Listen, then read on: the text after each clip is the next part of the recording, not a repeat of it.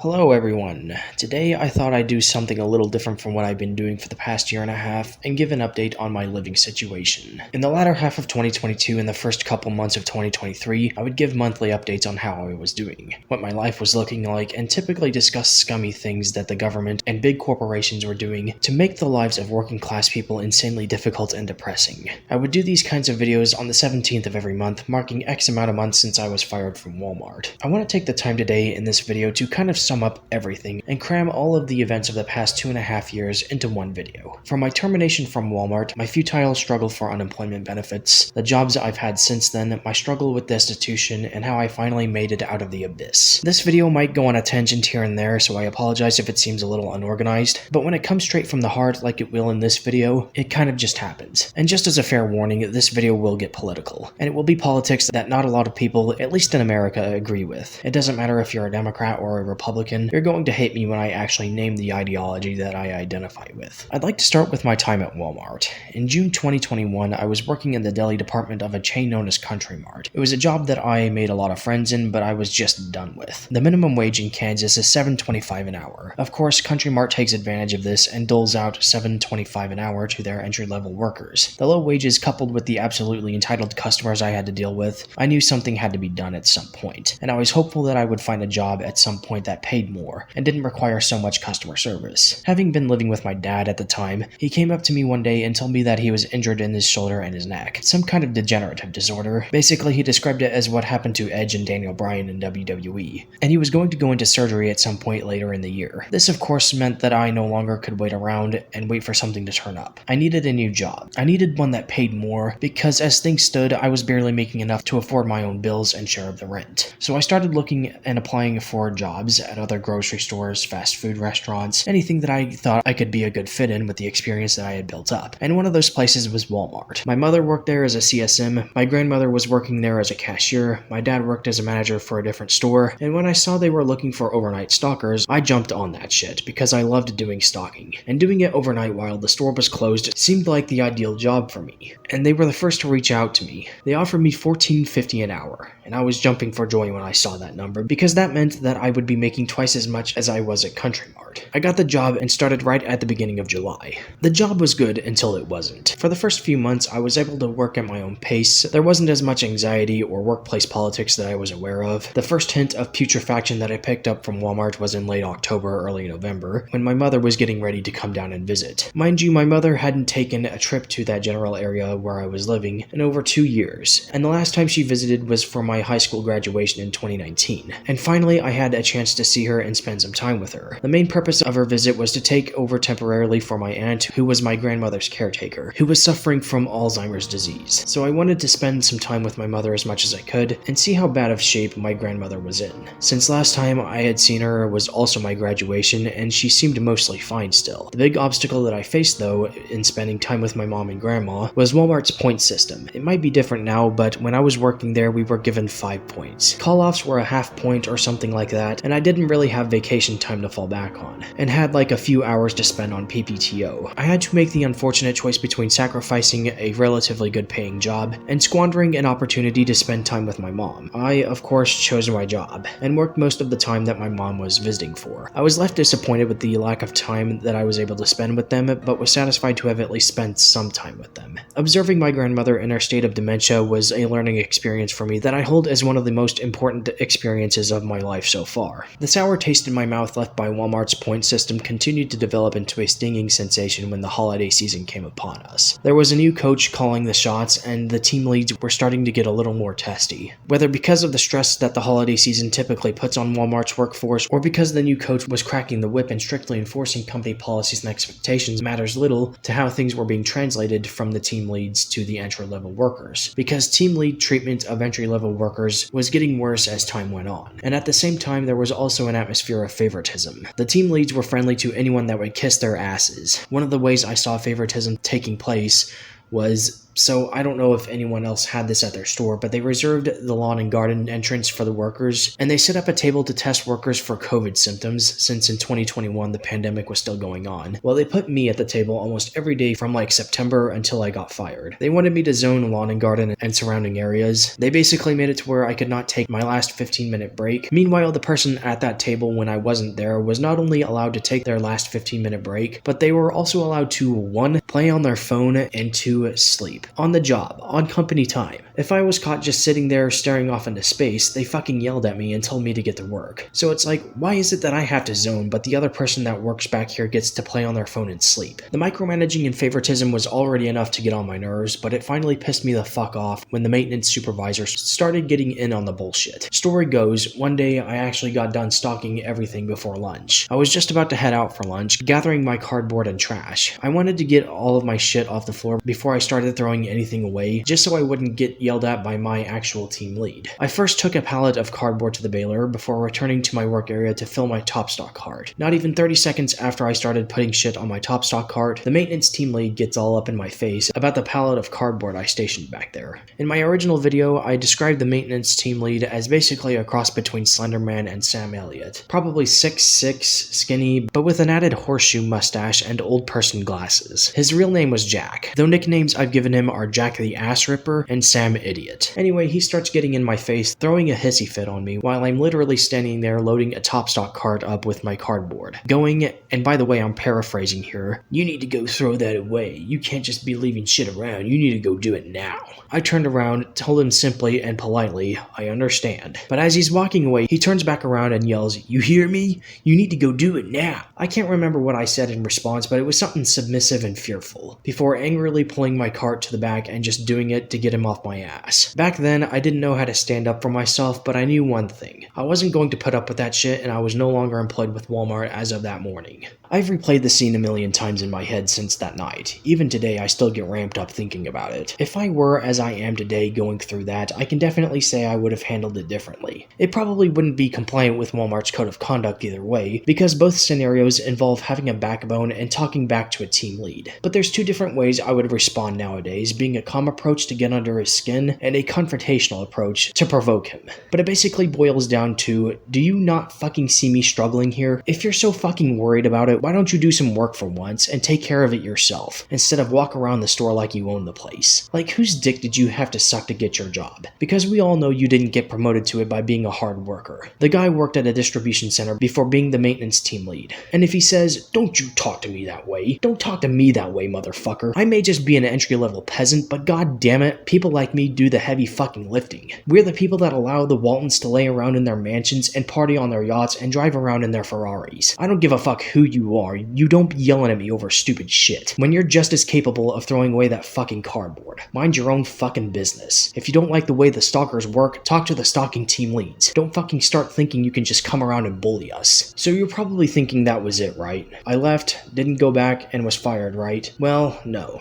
Foolishly, I let my dad and grandma convince me to call one of the managers about what happened, and she said she would have the overnight coach talk to the maintenance team lead about the way he was treating the associates. So I went back to work thinking, okay, problem solved then. But no, it was exactly a month later, got my stuff done, and was in the back room getting a pallet jack to take my pallet of overstock so I could put it up. Well, apparently he was using the pallet jack that I was about to grab, but the dumbass left it unattended, with an empty pallet on it for some unknown reason. Because he walks around the corner going, "No, that's mine." And I guess he thought I was going to just drop off the pallet and take off with the jack, because he then says, "You're not leaving pallets around wherever you want," or something along that line. This time all I did was walk away as soon as he claimed the pallet jack was his. I didn't fucking say or do anything to warrant the accusatory remark. This is another situation where if I was as I am now, I probably would have turned around and told him, "Shut the hell up." Maybe 10 minutes goes by and I have a pallet full of cardboard that I'm about to throw away. Or maybe it was overstock, I don't fucking know. But Jackass comes around with this fucking forklift or something and blocks the way for a full 10 seconds before coming around the other side and raising his arms up and mumbling some bullshit. So I pull my pallet jack up to him and just tell him I need to get through here. And he starts mumble yelling something like, like, "Go back out there and wait a minute." To which I respond under my breath going, "Really?" This is why I say Walmart trains their team leads to be bullies. This guy was literally trying to provoke me into a shouting match. I was nothing but quiet and peaceful, and his redneck ass was trying to pick fights. Again, if I was as I am now, when he started blocking up the backroom aisles and raising his arms, I probably would have told him, "I'm trying to get through where you're at. Do you want to move your fucking forklift?" I know I've kind of been just describing how my employment at Walmart went instead of actually telling the story of how I got terminated, but you have to understand that I went from caring very much about keeping my job to not caring at all if they fired me purely on the basis of will over the course of like 6 weeks. $14.50 an hour was good pay, but it did not justify the micromanaging and harassment. What happened next, though, I feel was out of my control. See, I wanted to quit on my own terms, and looking back, I probably should have quit that night the maintenance team lead started yelling at me, but I wanted to keep working at Walmart until I found a better place. Only thing is, though, Walmart convinced me to come back only to get rid of me in the most deceitful way possible. Not even 2 months after I almost quit over the maintenance team lead giving me lip. At the very beginning, I was told once during my interview process and twice on my first day doing CBLs, and by the same person being the staff manager, that I was being put on a set schedule, and that I was usually going to be working Wednesday through Saturday from 10 p.m. to 7 a.m. the next morning.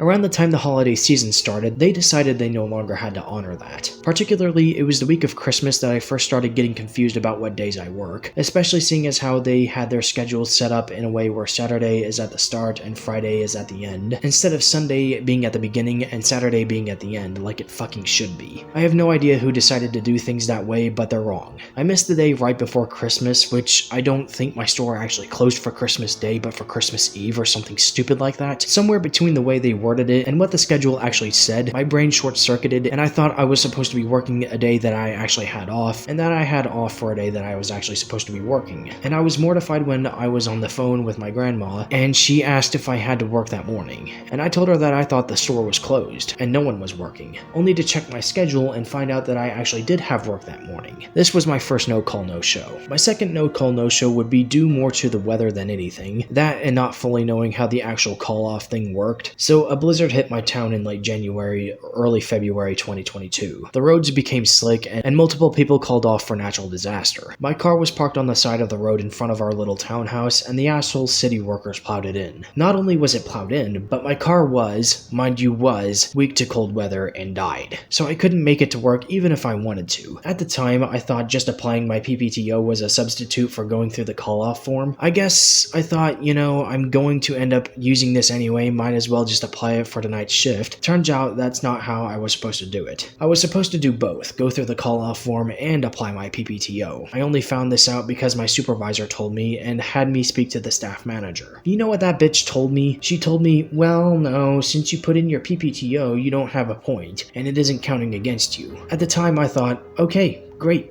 Crisis averted, I guess. Turns out I was being lied straight to my fucking face. On February 15th, a Tuesday, I was scheduled for a shift outside of my set schedule and was not informed about it. Nobody said anything to me about this shift that I was supposed to work. None of my supervisors nor the staff manager made any effort to tell me that they changed this schedule to where I would be working on a Tuesday, so as a result, I missed that day. I didn't know I was supposed to work that day until the next day, and by the next day I mean Thursday at 6 a.m., when they pulled me into the office and told me before, quote, letting me go. They exploited me for one more full shift before telling me that I missed this day, which I wouldn't be surprised if they sprung it on me last minute and then fired me. The staff manager, the one that gave me my set schedule, that told me I wasn't pointed for the second no-call, no-show, literally smiled at me as I turned my stuff in. I clocked out and walked away, buying some things that I needed, and walked out to my car, sleet pelting my face as in the moment I felt as though the shackles had released their grip on me. Thus we enter the unemployment saga. Walmart fired me on the morning of February 17th, 2022, about a month away from the workforce mask mandate being lifted. The pandemic was ending, but unfortunately this meant that the system got to stop acting like it cared. The day after I was terminated from Walmart was the day that I applied for unemployment benefits. A couple days later, I was mailed a physical copy to fill out information regarding my termination from Walmart, and basically my background, my work history, and other information. I can't quite remember everything. I answered all the questions honestly and mailed it off. Going into my application for unemployment benefits. I didn't really know a whole lot on how to actually secure the financial assistance, or what would determine me not getting the assistance. I thought I qualified just from getting fired, and that it was harder to get unemployment if you had quit your job. Turns out it wasn't that easy. I was naturally a little confused when I got a letter in the mail about an interview, which was supposed to be on March 14th, and it was going to be over the phone.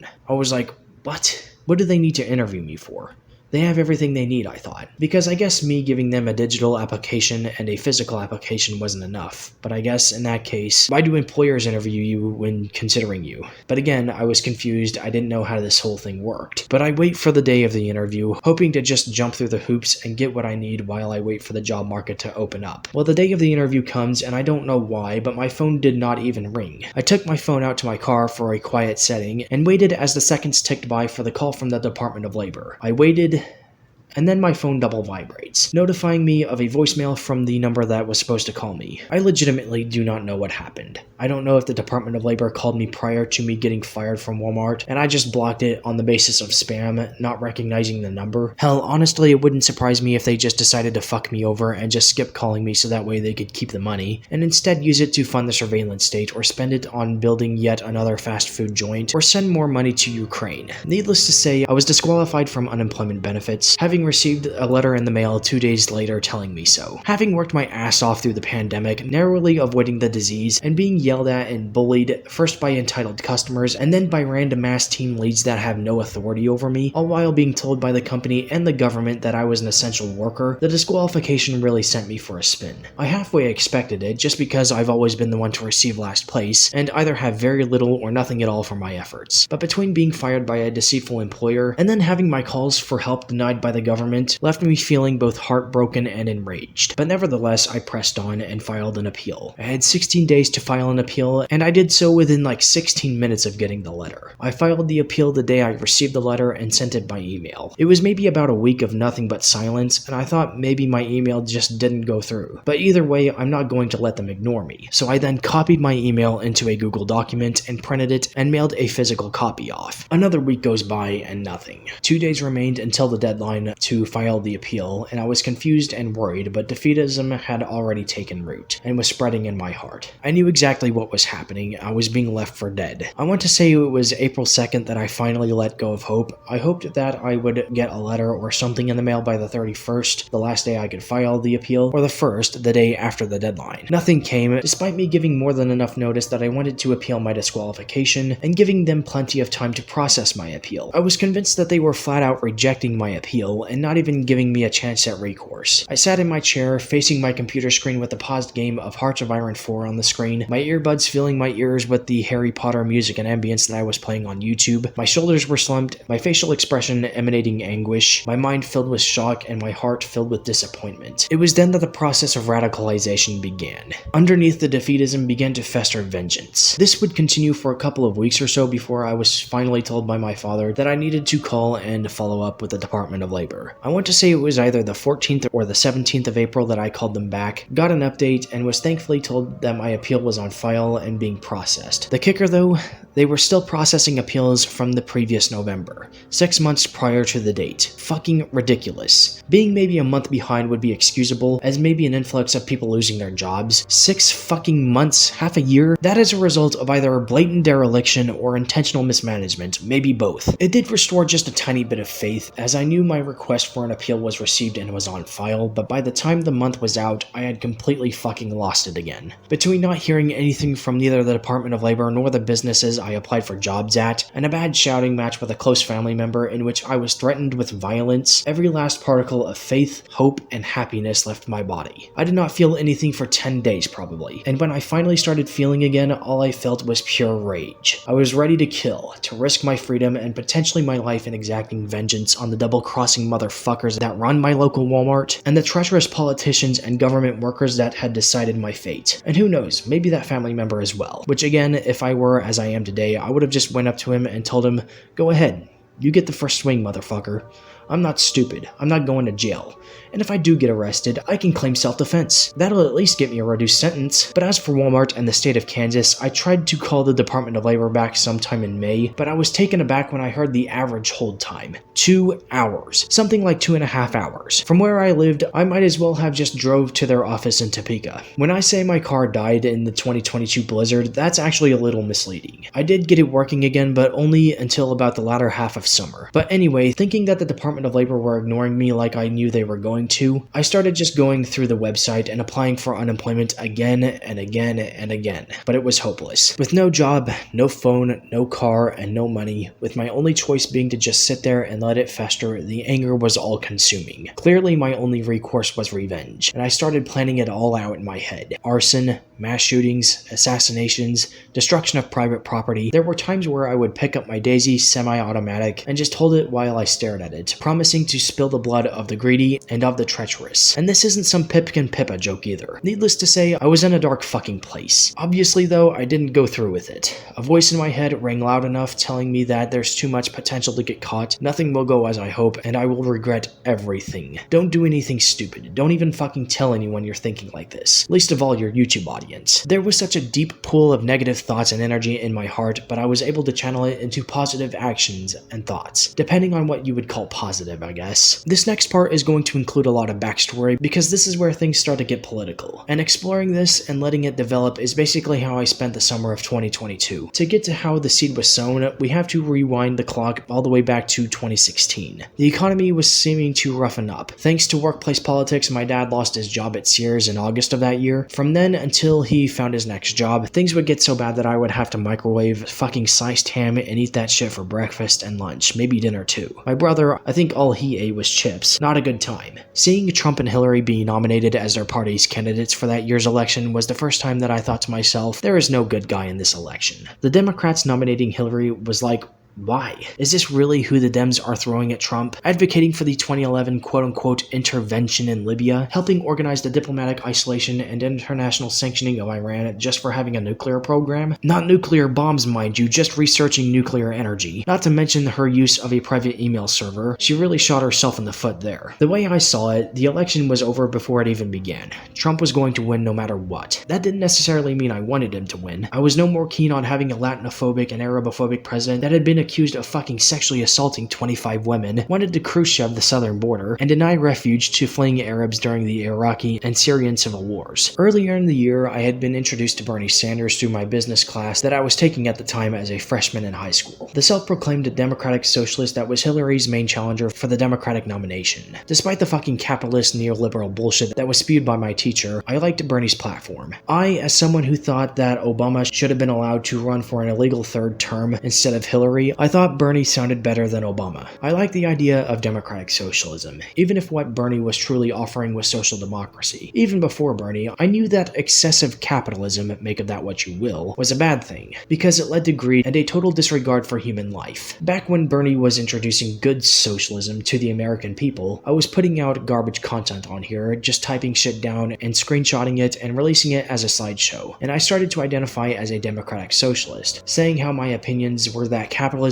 and communism were both bad, but that socialism, which I perceived as a midpoint between the two, was perfect. Trump got elected though and became president, and with that, the socialist can was kicked down the road a few more years. I supported the Democrats heavily and waited as the years counted down to 2020. Trump's administration started building that wall and banned Muslims from entering the country for a time, and even authorized the continuation of the Dakota Access Pipeline without the consent of the people of the Standing Rock Reservation. When Trump raised the age of being able to buy cigarettes from 18 to 21 when I was 19, it made me extremely fucking salty, and I promised to do everything I could in 2020 to help bring Trump down. I kept in touch with my social democratic values, even though supporting the Second Amendment made me feel like what is known to American liberals and conservatives as a centrist. But I put my weight behind Biden in 2020, switching to Sanders for a short time after hearing of Biden's own sexual misconduct case, but when it became clear that Sanders was not going to get the nomination, I reluctantly supported Biden. Although I was reluctant, I I was gung-ho, and willing to do anything to get rid of Trump. And as the day of the election neared, I became more and more involved on social media and in the ballot boxes. I voted for Biden. If Kansas was going to go blue by just one fucking vote, I was the one responsible. As we know, Biden won. I celebrated, in contrast to my fellow Democrats who seemed more keen on shaking the filthy hens of Trump supporters and telling them better luck next time. Seeing this caused me to become disaffected, and I retreated back to my centrist viewpoints for a time, rejecting both full conservatism and full liberalism. By spring 2021, though, something clicked in my brain. From 2019, I was introduced to communism through memes, and at first I thought that's all it was. Memes about seizing the means of production, abolishing private property, throwing people in gulags, or starting the Soviet Union. One of my favorite YouTubers at the time was Oversimplified, and I would always watch his videos, having them in the background while I worked on videos or played video games or whatever. There was something about his video series on the Cold War, though. Having worked at Mart for 2 years, not once receiving a raise or even really having a choice in what kind of work I do, and being berated by customers, coupled with paying half the rent, paying my own phone bill, paying my own car insurance, paying for gas, and sometimes paying for other shit, barely having anything by the time I get my next paycheck, I started to realize something. I was cleaning the deli after another rough day, my energy having been mostly spent, when his Cold War videos popped into my mind, specifically the points where the Soviet budget was going mainly towards the military, while the citizens did back-breaking labor and were being undercompensated for their work. And as my body carried itself around, working at cleaning the deli, my mind was questioning everything I knew about Soviet Russia, as well as capitalism. When I finally realized it, I thought, wait a second, is that not happening right now here in America? A capitalist democratic nation? Is what I am doing right now not identical, more or less, to what we have been told Soviet citizens were put through? Does life under capitalism not mirror what we are told life under communism is like? Overspending on military, backbreaking labor, undercompensation, walls? Holy shit.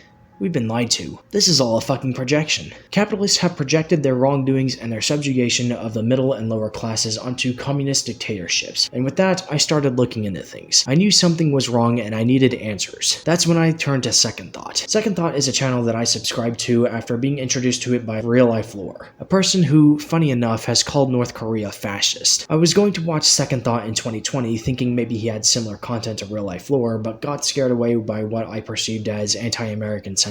I kept him on my subscription list though, not sure why. I guess I thought maybe I'd keep him around and get his perspective at a later date. Well, that date had finally come. I don't know exactly how I started watching his content. I imagine I searched up Karl Marx on YouTube and saw his video explaining Marxism. But I started watching his content and a lot of it resonated with what I was feeling. I started to slowly cut things like Oversimplified and Philip DeFranco out of my life. Philip DeFranco in particular having sold me on the idea that once the pandemic was over, the working people were going to be rewarded for their dedication and hard work, particularly in the form of the minimum wage being increased. What socialists like Second Thought foretold, though, turned out to be true. Mass layoffs, an increased homeless population, and inflation would plague post-pandemic America. By the end of 2021, I was firmly in the Democratic Socialist camp once again, though I had a better idea as to what I was talking about. With the summer of 2022, though, I realized that attempts at democratic reform were futile, and that even if a majority of the population favored socialism, the ruling class would likely not give the commoners that recourse, and instead change the rules to favor the interest of capital. As they say, fascism is liberalism in decay. I learned how socialist movements in the US have been suppressed since the early 20th century. I learned more about how liberal propagandists project the faults and wrongdoings of capitalism onto socialism, and I also saw just how unwilling Democrats actually were to curb the Republicans' increasing desire for authoritarianism, sitting back and doing absolutely nothing about Roe v. Wade being overturned, but promising to restore Roe v. Wade if Harris is elected. And even this year, when they allowed the Supreme Court to give Trump a get-out-of-jail-free card in the form of his former presidency. It's all bullshit, and it feels like I'm watching a bad wrestling storyline. I am not pleased with any of the candidates in this election, except for maybe Cornel West and maybe Jill Stein. But let's face it, neither of them are even going to fucking come close to winning. As much as I hate to say it, people will still take the Democrats and Republicans seriously, and every state on the map will be colored either blue or red on November 5th. In some ways, Biden has proven better than Trump, and one example would be actually taking COVID seriously and having it taken care of, at least to the point that mask wearing is no longer necessary. But in some ways, he has proven worse than Trump, such as sending money and equipment to Ukraine and Israel during crippling inflation. But it's not like Trump would invest any of that money into poor working class families and individuals. But let's make something clear. If Harris wins, we get 4 more years of inaction and cowardice. If Trump wins, it'll be like he never even fucking left. And we might as well be in 2020 still, waiting for him to begin his second administration. But anyway, the summer of 2022 was when I hopped off the deep end and became a socialist. But radicalization wasn't complete yet. I didn't quite support things like Stalin's collectivization of agriculture, which I called anarcho-socialism. I know, stupid. And I also wasn't quite keen on the way Mao dealt with landlords, simply for the sake of my grandaunt, who is no longer part of the fucking family, as far as I'm concerned, and we'll get into why soon. But she was our landlord and was helping us through the summer, and gave us exemption from paying rent while we figured our shit out. She extended generosity to us, but let's just say she did it begrudgingly. In the meantime, though, we're going to enter the first re-employment saga. From May until about September, I had completely given up hope in the fight for unemployment benefits. It was dead radio silence for about 6 months exactly. From March until September, I got absolutely nothing back. Not a letter, nothing. And it would only be me reaching out to them. But I finally received documents in the mail on one fated day in September. I was finally given a date for an interview, which was set for like another month down the line, so I said fuck it. I'm just going to start applying for jobs and take whatever I can get, even if I have to take a shitty fucking fast food job. While I did so, I took a closer look at the documents and found out that Walmart had been lying their fucking asses off about me. They told the Department of Labor that I was constantly and consistently absent and tardy. The tardy part is what pissed me the fuck off, because I was late maybe a handful of times, so few times it could be counted on fingers, and never once was more than 10 minutes late, which is when they start to point you. Again, something I was told when I first started Walmart is that they understand if I get stuck in traffic. Well, apparently, 1, they don't in reality, and 2, they were just saying that so they could fucking get out of paying unemployment insurance, which I believe wholeheartedly, because when I first started, I was coming in so early that they had to tell me to stop. Either way, shitty fucking move. And then accuse me of misconduct.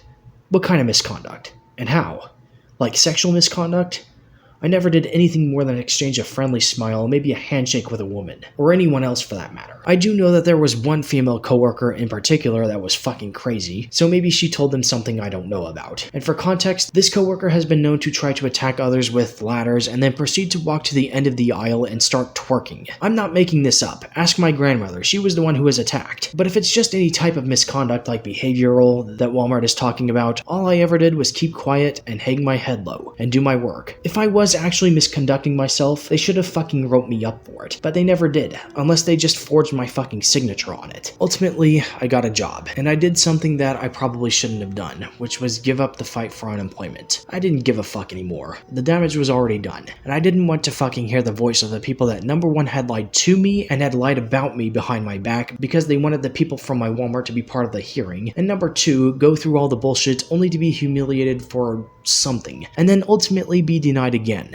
So I said fuck it. My father's unemployment from Amazon, which he got after he had to leave Amazon after he had surgery, had run out, and we were barely making it on that, even with food stamps. So I just took whatever I could fucking get. And that turned out to be a cook position for a restaurant chain local to the southern central US known as Braum's. The store I applied for had a mysteriously high turnover rate, and after what I experienced, I wouldn't be surprised if the whole damn company is plagued by this issue. The wage was an okay amount, $13 an hour, but my god, what I had to go through was not worth it. It seemed like from the moment they hired me, they knew that they had made a mistake. They would not even let me do my CBLs without being in uniform. They do not issue you a uniform. The only thing they issue you is a hat and an apron. The dress code they wanted you to wear was a white polo and black jeans or slacks. There was no exceptions for that. They wouldn't let me work up my first paycheck so I could go and buy the clothes myself. We asked family members if they had white polos or black jeans. No one had them. I had to borrow my grandmother's retirement money to buy this shit. The white polo we found somewhat easily, but for the black jeans we had to travel to the next town over for. My father was less than pleased about having to drive around and help me look for all this bullshit, but he was more pissed off at Braum's for their cult mentality than anything else. I have to say, I was getting pretty annoyed too, because all I wanted to do was just work and get money. I've been through this circus long enough. I just want to be able to support my family. Is wearing a white polo and black jeans going to make me any better at flipping burgers? No. It isn't. And then after I finally fucking started, they had me download an app that I had to fucking pay money for just to get my goddamn schedule, only for me to find out that it was accessible for free on the internet after I had already fucking paid for it. And then I find out that they schedule all stupid like Country Mart does, and at that point I'm like, this place is going to be a fucking shit show, isn't it? Indeed it was. Things went relatively fine for the first couple of weeks, but I knew I wasn't going to last very long. I was always coming home just absolutely fucking drained of energy. I had worked in fast-paced environments before, but Braum's was a whole other legal bullshit. I was so damn out of it by the end of the day that not even 7-8 hours of sleep was enough for me. And having to go and do all that again the next day and never getting more than one day off in a row was like, every day was harder than the last, and after 3 weeks it finally caught up with me. They decided to cut my training short despite having told me that they wanted to train me on lobby, but thankfully that never happened. And I say thankfully because I didn't want to have to put up with the stress of dealing with the entitled customers on top of what I was already having to deal with. It could have been the stress of being ticketed for having my defunct car parked on the side of the road in a residential area, mind you, but at the same time they decided to schedule 2 other people on kitchen duty the night before what would be my last day, and then schedule just me the next day, with my manager doing half drive-through and half dressing station. I walked in feeling absolutely miserable, and when I saw how busy it was, I thought to myself, going, oh god damn, not this, not today. I was going to just try to go at my own pace, but my manager kept hounding me to do more, and the more I tried to do, the more the anxiety just kept building up. The anxiety was already building up before that day, and there were times where I would go, why does everything have to happen at once? Orders popping up on the screen, salad cases falling over, fryers going off, and being asked to carry out an order to someone waiting in the parking lot, all while I am trying to cook burgers. But on this day, it just wouldn't fucking stop. For every order I completed, 2 or 3 more took its place. I could not keep up no matter what. And with my supervisors hounding me to do more, to work faster, and correcting every small mistake that I made, all while feeling the exhaustion from the previous day's work, I popped after about an hour and a half. I yelled something like, God damn it, and pounded my fists on the dressing station. And just from that, my supervisor decided to defuse the situation by yelling back at me and going,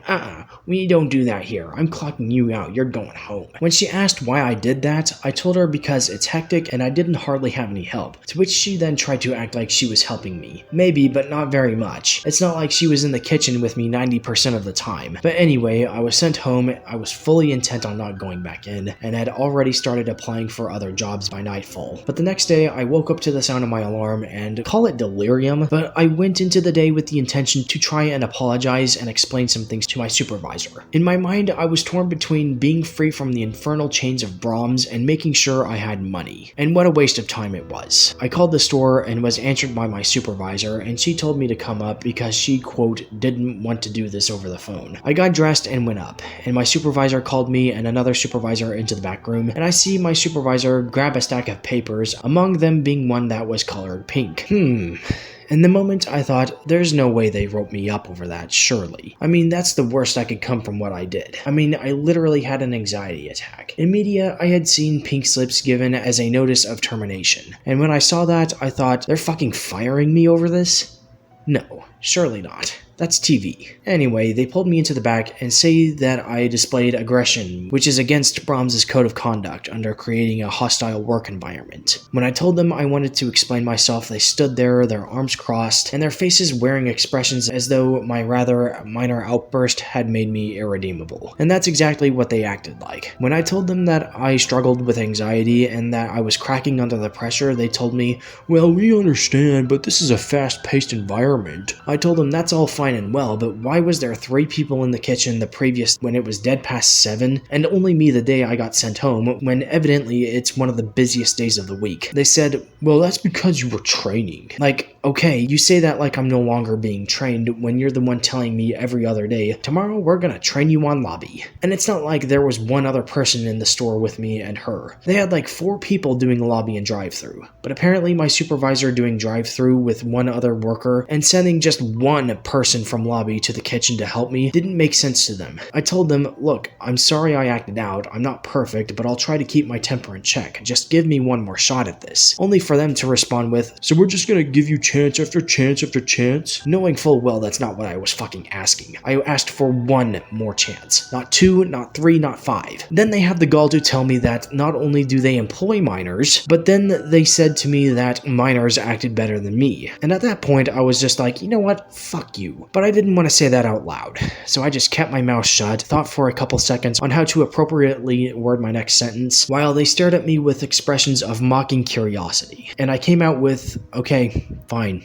If that's how you want to do this, then just fire me. I don't care anymore. And that was it. They gave me my termination notice. I signed their stupid fucking write-up slip. They told me to return with my hat and apron, which I was going to do at first, but I decided no. They don't need me to do that. They save enough money by making people go out and buy the white polo and black jeans and the schedule app. In the past, I exaggerated some details about the story to prevent myself from being narrowed down, but that's how it went. Following my termination from Braum's, I began to evolve my ideological thinking and became an opponent of businesses employing minors. So long as there is one adult without a job, minors should not be in the workforce. And the fact that there are shows that we are living in a neo-Gilded Age. Not only that, but Braum's calls themselves an equal opportunity employer, which to them I guess means that they hire regardless of race, gender, and sexuality. Disability and disorder are not part of the equation, because once those start to conflict with productivity and on-the-job conduct, it's out with your ass. Unfortunately for them, it's not legal to fire someone just for having a disability, so they start looking for any reason they can, and while Braum's has me on paper as being fired for creating a hostile work environment, it really just seems like they did this on the basis of will. Because really, I didn't even do anything that bad, except curse a little loudly. I mean,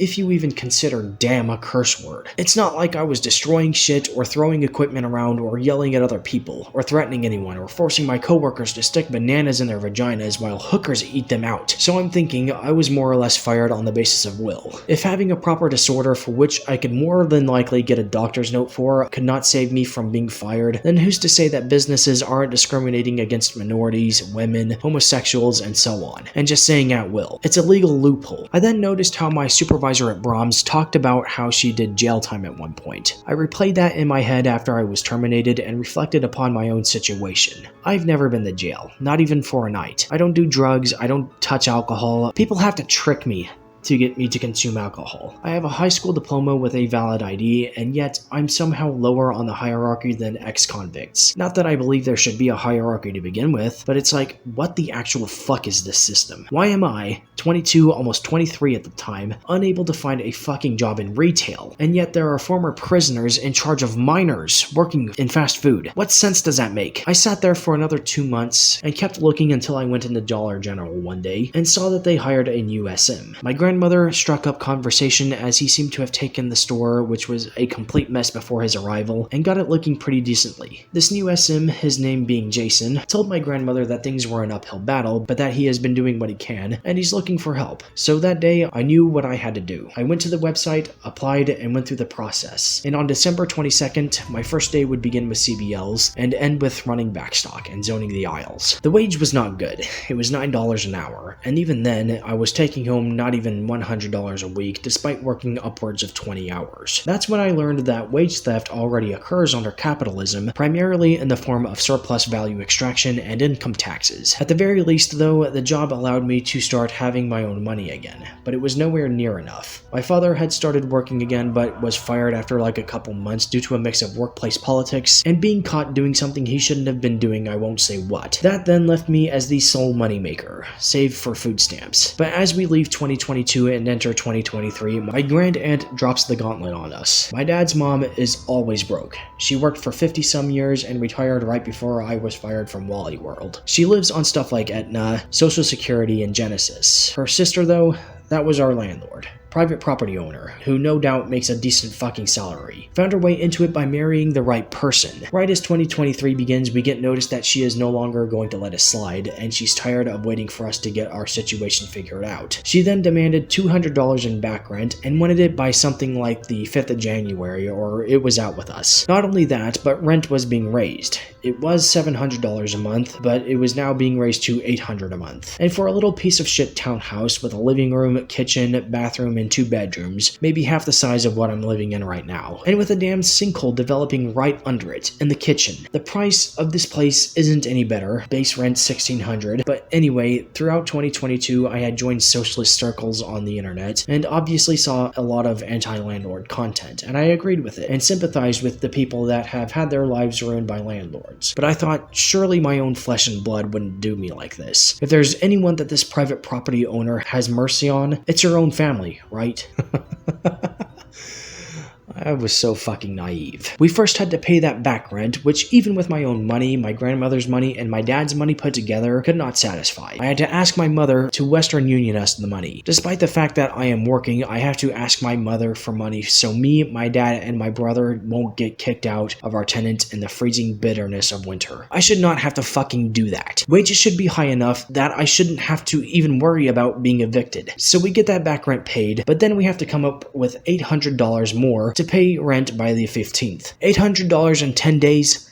There's no fucking way, and there wasn't. Even though I was working again, doing what I could, the $800 a month rent was a beast too big to conquer, even by following the advice of capitalist sympathizers and getting a fucking job. But Dollar Generals work for teenagers, that's why they pay so low. We were hit with the eviction notice, and we had until the 1st of February to vacate the premises. When we moved in, we came in on a U-Haul. When we moved out, we started loading things up onto my dad's cousin's hitch trailer, not intent on leaving anything behind save for a mess and pranks. We jump-started my car, and it ran for the only time it has since summer 2022, and I drove it to my grandmother's house where we would be staying. When we returned to the house, we started loading our heavier furniture onto the hitch trailer, our faces being pelted with sleet as we struggled, tired and hungry. After our furniture had been hauled off and stored away, my grandmother drove us to McDonald's, and we ate before calling it a night. And as we drove back to my grandmother's house, I called my work and told them that I wasn't going to be available for the next day's shift since we were being kicked out and I had to help finish packing. February 1st begins the destitution saga. We finished packing and hauling our belongings and then threw away junk that we felt we didn't need, only having taken it so our granddad couldn't seize them and profit from our misery. The lead up to and the actual event of being forced out of a place I called home for nearly 5 years had bolstered my radicalization, and I was ready to kill once again. I had no privacy. It seemed like I always had my computer screen tilted down so nobody would see anything I was doing and question me. I had nowhere to record videos, I had nowhere to exercise, and this led to me procrastinating and putting out low-effort crap like clips from streamers, ambience videos, and rehashing older content. But eventually I figured some things out and started my routine once again. I was highly against going back to filming videos in my car and putting up images over an animated background. I enjoyed doing face cam style videos with lighting and colors in the background, and people could see my expression, and I only needed to use images every so often to demonstrate what I was talking about. But I wanted to continue making content, so I did what I felt was my only option, which was record in my car and edit images and screenshots over an animated background. I hope for that to change soon, but if you want me to keep editing videos like this, let me know in the comments. As for my workout routine, I didn't really have too many options there, and until the end of summer, my routine consisted mainly of dumbbell-based exercises, bodyweight exercises, and cardio, allowing only for strength maintenance, with marginal gains over time. August comes and I gain the courage to set my bench back up and start working with my barbell again. But back to February.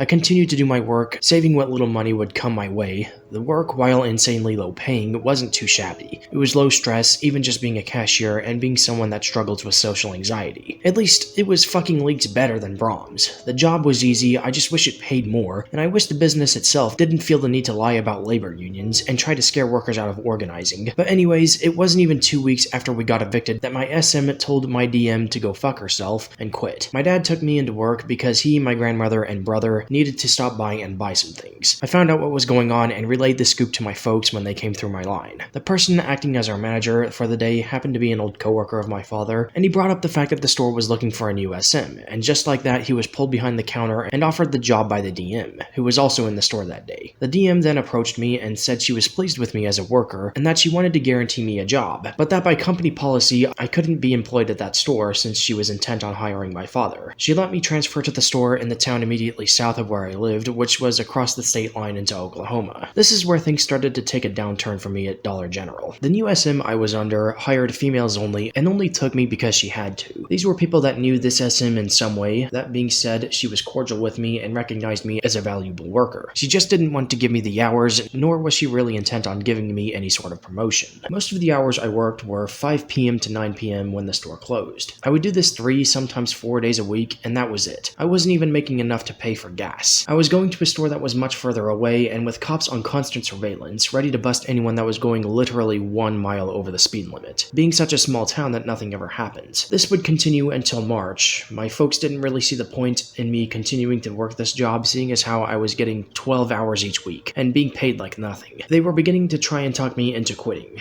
Well, one day, one of the third keys quit, and a couple of weeks later, after hyping me up and teasing me with potentially promoting me to third key, my SM goes and hires one of her friends to be a third key instead. And when it came to light that the SM was bad-mouthing the third keys behind their backs, I started to see the writing on the wall. I began to rationalize quitting as I've already been fired from 2 jobs in a row, and between the low hours, the empty promises of promotion, and the fact that I was the only guy working there, I could kind of see where things were going, but I wanted to leave this job on my own terms this time. My family was losing money, not making money from me having this job, as just driving me to and from, gas money was being spent at a rate that I was not capable of paying back. So I said fuck it, and quit without notice. I remained unemployed for the next 9 months. Those 9 months turned me into a doomer. I applied for jobs on and off throughout this time, but never seemed to be able to land anything. Fast food jobs were out of the question, but even jobs like retail stocking and janitorial positions and graveyard shifts were out of my reach. The vast majority of my applications went into a black hole, and I never heard anything back. I managed to weasel my way into a handful of interviews, but most of the time I would never score. Businesses always seemed to have a better candidate. The one instance where I would have scored was working for the city as a public laborer. The kicker was that they wanted me to perform strenuous work in the blazing summer heat for $10 an hour. Like, no thank you. I might as well go back to Dollar General in that case, or Walmart, depending on how many hours the city would have given me. But Dollar General was an impossibility, and I was, and still am, absolutely 100% against going back to Walmart. But most of the businesses that I would have worked for, regardless of what the wage was, as long as I was being paid, they either always had a better candidate or friend that they wanted to hire instead, or showed no interest in me based just on my application and resume, even though a lot of those places either didn't have very good workers or were running skeleton crews. But I guess understaffing your stores intentionally is more profitable, and so therefore it's actually good to schedule just 1 or a couple of people to do the work of 4. By the time winter set in, I was damn near convinced that every local job listing on Indeed was either fake, or the businesses that were advertising job openings weren't actually looking for anyone to fill the position. Between inflation and corporate price gouging, I was feeding on cheaper meals, processed chicken sandwiches, processed cheeseburgers that tasted like copper, stuff that makes that cabbage and sausage mix that my grandma cooked look like fine dining. But I knew something had to be done about my living situation because I was so fucking tired of living like that. No privacy, constantly having to wear my earbuds because of the constant coughing, hacking, and throat clearing that came from everyone around me. No central air, which made for a god-awful summer. I was sleeping on the couch, waking up every 5 hours to change my earbuds so I could sleep peacefully. Cats constantly fighting, screaming, and chasing each other throughout the house, sometimes on top of us. Neighbors that every Friday and Saturday, sometimes other days of the week too, would blast country music, and not even good country music either. Look, okay, some country music isn't that bad, but there's a difference between singing about what you know and living the rough country life with elements of anti-government sprinkled in, and fucking LARP shit about beer, guns, my truck, and God, which is exactly what my dad's cousin, aka neighbor, blasted on their expensive outdoor stereo while they got drunk as fuck and laughed at the dumbest shit while their kid and friend's kid yelled about and dicked around with some Dukes of Hazzard horn on a golf cart in the backyard. Bonfire so intense that the inside of our house smelled like burning wood, and when it didn't smell like burning wood, it smelled like cat piss and shit, because for some unknown reason my cats took up a habit of doing their business right next to the litter box instead of inside it. But as 2023 was ending, I was getting desperate, not willing to leave the year without a job. My dad teased moving out once 2024 had started, and I was itching with excitement. It gave me a new motivation to look for a job, so I started looking more and more closely for jobs, going into small businesses and stuff you wouldn't immediately think to apply for. I put in something like 5 applications one day and followed up on a few more. One of the businesses I applied for was a Sure Stay Plus hotel. Anywhere where former coworkers and old friends were working were businesses that I was counting on, because I knew how this worked, and luckily I struck gold with Sure Stay. A former coworker from my old job at the Country Mart Deli and friend of my father's had become the housekeeping team lead, and was looking for help. I would have taken anything, be it housekeeping, laundry, breakfast service, front desk, whatever. This was perfect. Without hesitation, they invited me to an interview, which I breezed through and was hired, I think, on the spot. I interviewed on the 21st of December and started the next day. And finally, we entered the second re-employment saga. When I started working, I was making $9 an hour again, so it wasn't really good pay, but it was something. It was closer than Dollar General, there were more hours, and plus I enjoyed the work that I did, as nasty as it was. It saved me from having to start stealing and scamming and pirating and shit. And trust me, I know it's bad, but I was beginning to think that was my only option. 23, can't find a job, can't get unemployment, and I'm basically homeless. I might as well start being a criminal.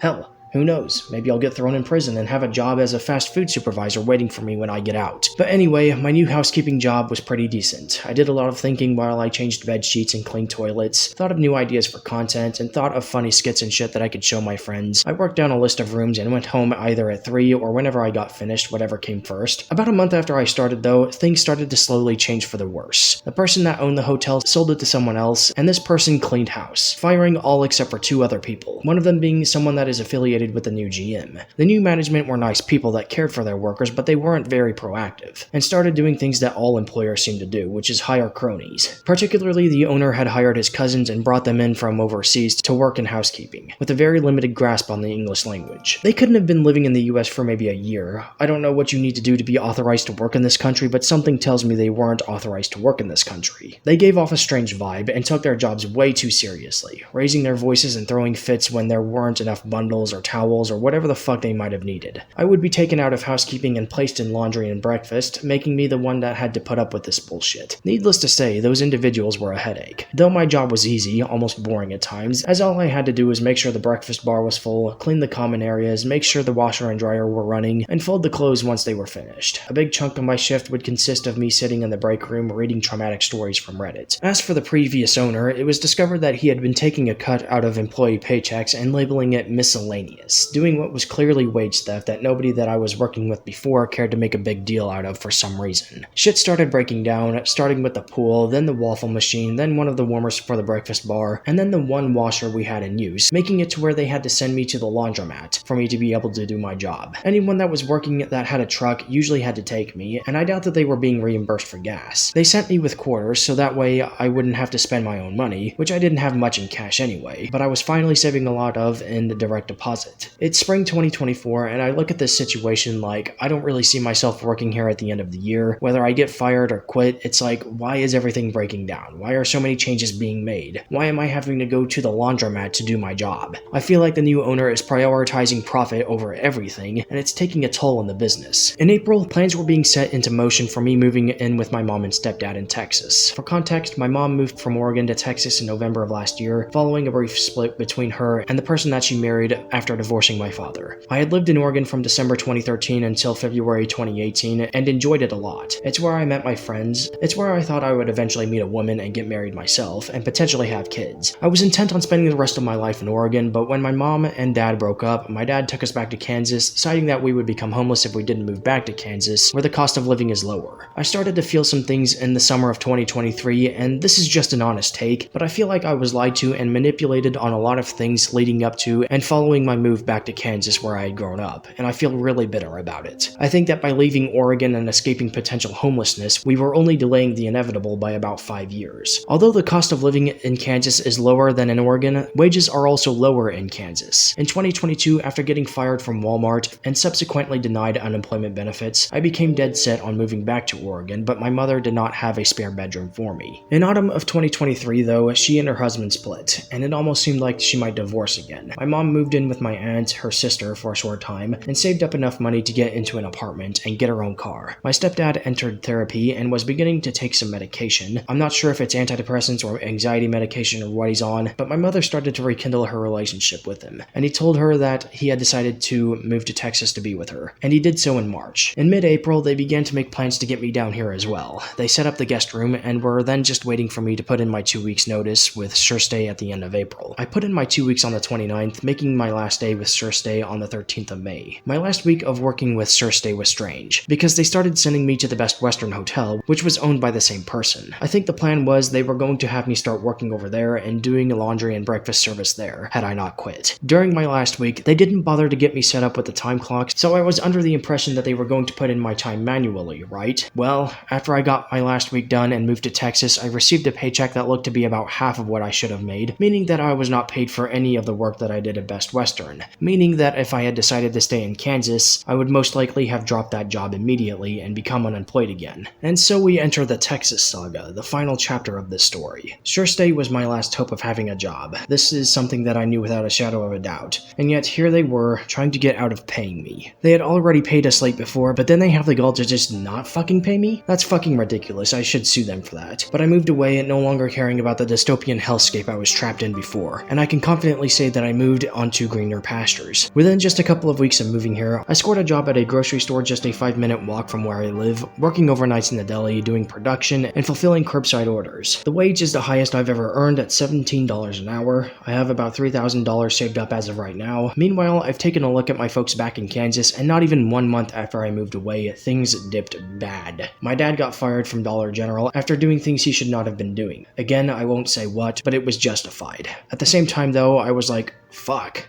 I just dodged a bullet. Between intent on quitting Surstay and my dad getting fired, I would have landed in a fucked up situation. A situation that probably would have radicalized me even further. And really, it does radicalize me even further because if I had hesitated and decided not to move to Texas, I would have once again felt like I was being abandoned by the system. All job opportunities having been exhausted, I either work an awful job, a job that literally does not pay shit, or I don't work at all. On top of that, my dad having been fired from his job would leave us with nothing except for what my grandmother gets in Aetna, food stamps, and Social Security, which even all those three put together is fuck all once the bills are paid. My brother absolutely will not go to work, and neither my dad nor my grandmother will do anything about it, whether that be pressuring him into getting a job or getting him set up for disability, because he can get disability. Depression, anxiety, these are things that my brother has, they emanate from his very being, and both of these things are valid disabilities that he can get compensated for. On top of all of this is the fact that it's summer again, and the inside of the house is obviously hot again. Then my dad goes and injures his finger and gets it infected, and it's revealed that he has sepsis. Back when I was working in the deli, it was probably my first few weeks of working there that I made a mistake while slicing bologna on a very thick setting and sliced the tip of my right thumb off. Painful.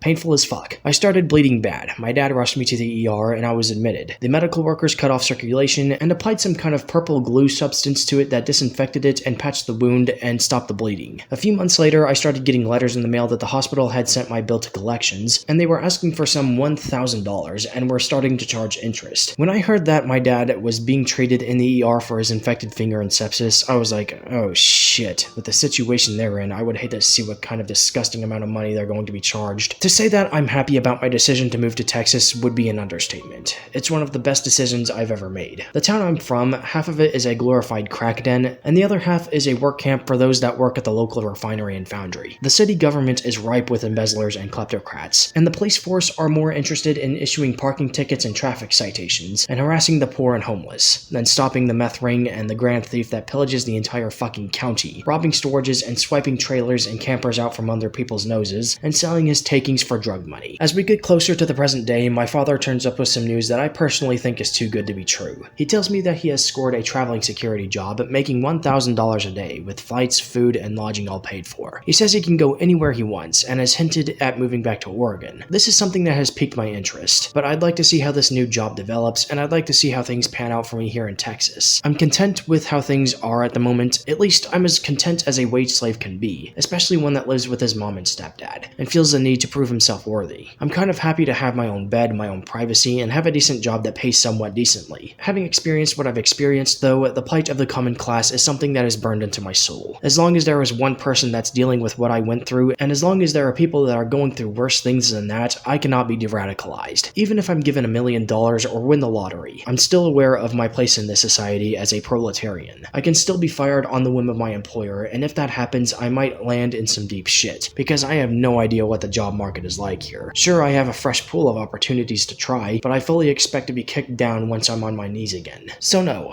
I'm not de-radicalized. In fact, I'm more pissed off than ever. I am aware that people are making commentaries on my videos, and no doubt that these people have tried to say that I just blame capitalism for everything bad that's happened to me. Well, you know something? How is what I do any different from conservatives blaming socialism for theirs? How is what I do any different from white nationalists blaming immigrants? How is what I do any different from liberals blaming conservatives? The only difference is that I'm right, and I know that I'm right because I've had 2 years to research this shit. The data doesn't lie, people. And on top of that, these people were not there when all this shit happened to me. My experiences are my own, and nothing that anyone says has the power to invalidate how I've responded to these situations. A lot of it, if not everything that happened to me, was foretold by socialists, and I feel like I've only been misled and have disagreements with bad faith actors, and liberal, conservative, and fascist arguments always seem to fall flat when up against an educated socialist. There is no unity through nationality. There just isn't. Instead, there is solidarity through class struggle. The ruling class is made to oppress, not to save, not to reward, not to serve, not to protect, but to oppress. The interest of the common people should always be to overthrow the ruling class and to seize and distribute the wealth, means of production, land, and political power. Aiding the ruling class yields no reward, it yields betrayal. And when you're sitting there staring at your computer screen after you've been fired from your dream job, having been denied unemployment benefits, especially after something like COVID, and watching as the last of your money drops out of your bank account to pay one more month of rent while you feel the first pang of hunger, you will know then what it's like to be a victim of capitalism.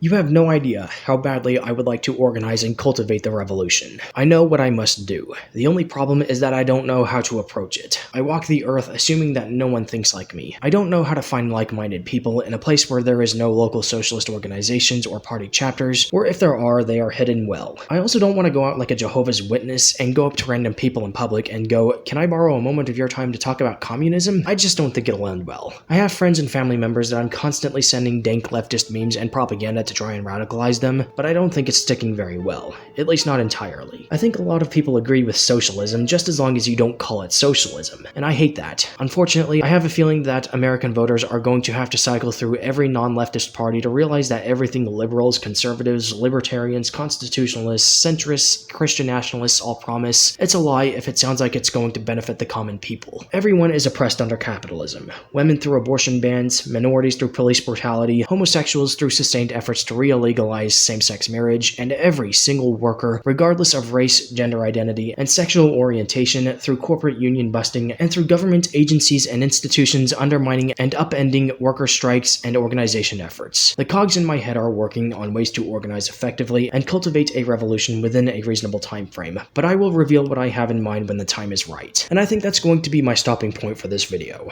If you made it to the end, give yourselves a pat on the back. Much love for taking the time to listen to my entire story and rants. I appreciate the dedication and willingness to hear me out. To show your support, click the thumbs up button, share the video around for me, leave your thoughts or any questions you have in the comments below, and please also subscribe for more content like this, as there will be more. And click the bell to get notified when I upload something new. Thank you so much for watching, and I'll be back soon with another video, which I promise won't be as long as this. Bye guys.